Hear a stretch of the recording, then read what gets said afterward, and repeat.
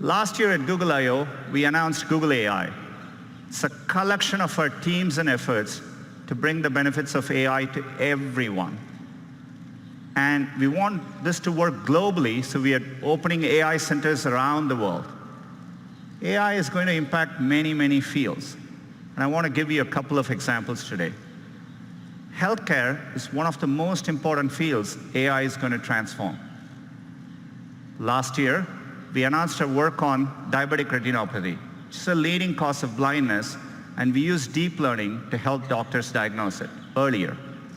And we've been running field trials since then at Aravind and Sankara hospitals in India, and the field trials are going really well. We are bringing expert diagnosis to places where trained doctors are scarce.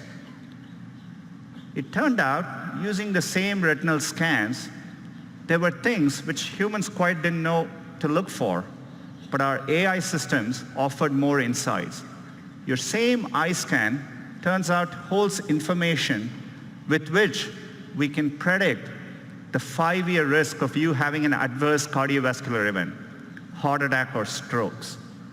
So to me, the interesting thing is that more than what doctors could find in these eye scans, the machine learning systems offered newer insights. This could be the basis for a new non-invasive way to detect cardiovascular risk. And we are working, we just published the research, and we are going to be working to bring this to field trials with our partners. Another area where AI can help is to actually help doctors predict medical events.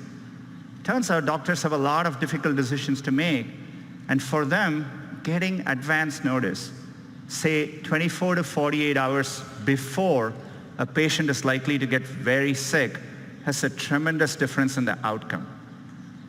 And so we've put our machine learning systems to work. We've been working with our partners using de-identified medical records.